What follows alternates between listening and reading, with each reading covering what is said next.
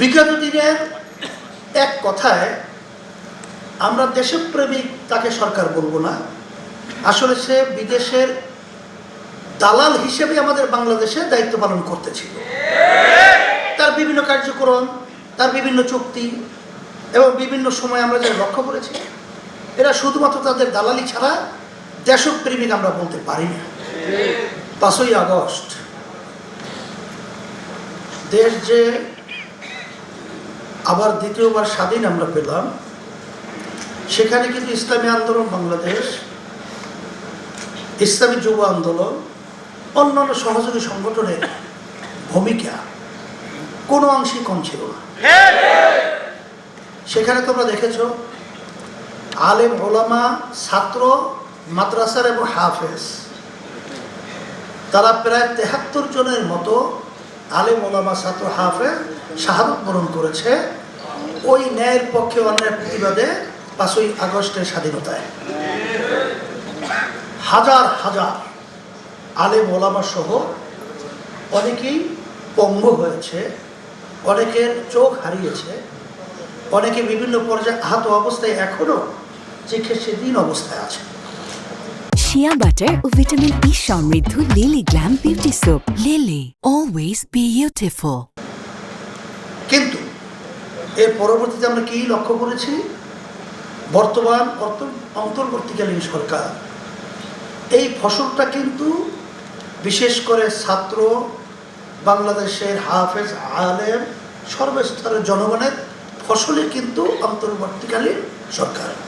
কিন্তু আজকে আমরা দুঃখ সহকারে বলতে হয়, প্রধান উপদেষ্টার সঙ্গে যখন আমরা মত বিনিময় করেছিলাম, তখন সেখানে আমি একটা কথা বলেছিলাম যে আপনাকে এই ব্যাপারটা মাথায় রাখতে হবে যে দেশের শতকরা 92 জনের মতো মুসলমান বসবাস করে এবং এই মুসলমানদের প্রতিনিধিত্ব দায়িত্ব পালন করে ওলামায়ে কেরাম হক্কানি।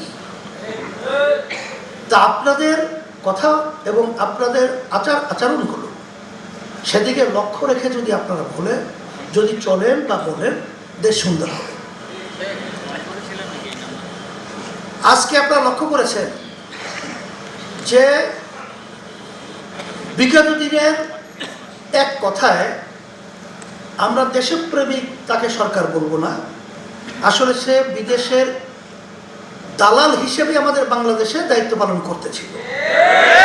তার বিভিন্ন কার্যক্রম, তার বিভিন্ন চুক্তি এবং বিভিন্ন সময় আমরা যে লক্ষ্য করেছি, এরা শুধুমাত্র তাদের দালালি ছাড়া দেশপ্রেমিক আমরা বলতে পারি না। তাই সেখানে বাংলাদেশে যে শতকরা 92 জনের মতো মুসলমানদের নীতি আদর্শ এবং তাদের ভিতর থেকে ঈমানকে ধ্বংস করার জন্য শিক্ষা হলো জাতির মেরুদণ্ড। শিক্ষার মাধ্যমে আসলে একটা মানুষ ভালো মন্দ বিবেচনা করার মতো কি হয়, তার যোগ্যতা অর্জন হয়। সেখানে এমন কিছু লেখা শিক্ষা পাঠ্যসূচির ভিতরে ঢুকিয়ে দিল যে শিক্ষার মধ্যে ইসলামের ব্যাপারে, আলেমদের ব্যাপারে, তাদের অবদানের ব্যাপারে মিথ্যা ইতিহাস, এই ইতিহাসের মাধ্যমে আমাদের ভবিষ্যৎ প্রজন্ম সন্তানদেরকে তৈরি করার বিভিন্ন নীল নকশা তৈরি করেছিল।